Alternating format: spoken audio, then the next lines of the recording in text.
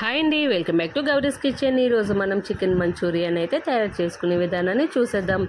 దీనికోసం మనకి ముందుగా బోన్లెస్ చికెన్ని ఒక 150 గ్రామ్స్ అయితే తీసుకోవాలి. అలా బోన్లెస్ తీసుకున్న చికెన్ని మనం 2 స్పూన్స్ కారం, అలానే రుచికి సరిపడంత ఉప్పు, కొంచెం పెప్పర్ పౌడర్ అయితే వేసుకొని మొత్తం మిక్స్ చేసి పెట్టేసుకోవాలండి. ఒక అరగంట దాన్ని పక్కన పెట్టేసుకోవాలి.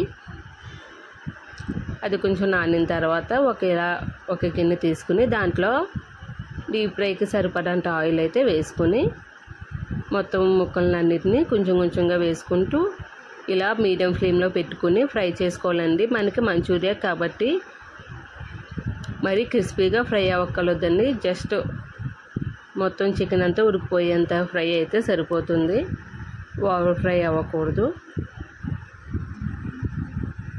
చూస్తున్నారు కదా, ఈ విధంగా మొత్తం అంతా ఫ్రై చేసుకుని దీన్ని ఒక గిన్నెలోకి తీసేసుకోవాలి. ఇప్పుడు మనం కొంచెం మెత్తగా ఉండగానే తీసుకోవాలండి చికెను. మరి ఓవర్ ఫ్రై అయితే కనుక క్రిస్పీగా టేస్ట్ అయితే మారిపోతుంది మంచూరియా కదా. ఇప్పుడు ఒక గిన్నె తీసుకుని అది హీట్ అయిన తర్వాత 1 స్పూన్ గీ అయితే వేసుకోండి.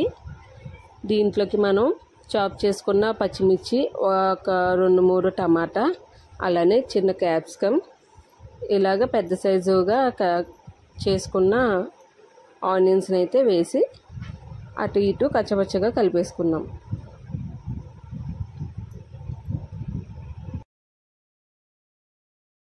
మరి ఎక్కువగా ఫ్రై చేయకూడదండి, కొంచెం స్లోగా ఫ్రై చేసుకోవాలి.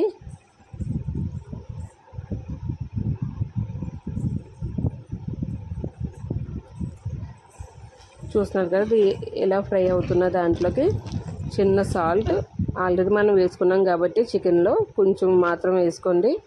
కొంచెం పెప్పర్ పౌడర్, అలానే చిన్న కారం, కరివేపాకు వేసుకుని ఇంకొకసారి కలిపేసుకుందాం.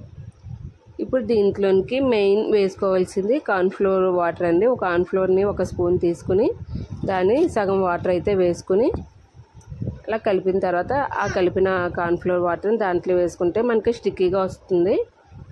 అది 1 నిమిషం అలాగా ఉడికిన తర్వాత మనం ఫ్రై చేసి పెట్టుకున్న చికెన్ మొత్తాన్ని అందులో వేసుకుని చూస్తున్నారు కదా, ఈ విధంగా వేసుకోవాలి. దీంట్లోకి ఒక 4-5 గార్లిక్ని అయితే నేను చిన్న పీసెస్ని కట్ చేసుకుని లాస్ట్లో అయితే వేసుకున్నానండి. దీన్ని స్టార్టింగ్లోనే వేసుకోవాలి, అయితే ఎండింగ్లో వేసుకుంటే ఇంకా బాగుంటుందని నేను లాస్ట్ అయితే వేసుకున్నాను. అంతేనండి, మనకి చికెన్ మంచూరియా అయితే రెడీ. చాలా ఈజీ అండ్ టేస్టీగా ఉంటుంది.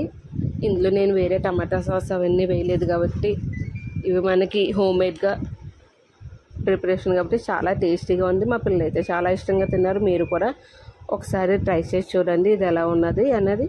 లాస్ట్లో నేను కొంచెం బ్లాక్ సాజీరా అయితే వేసుకుని గార్నిష్ చేసుకుని పిల్లలకి పెట్టేసుకున్నాను. Thank you watching my video. Subscribe to my channel, అలానే బెల్ ఐకాన్ క్లిక్ చేయండి. నా ఛానల్ సపోర్ట్ చేస్తూ ఉండండి. Thank you.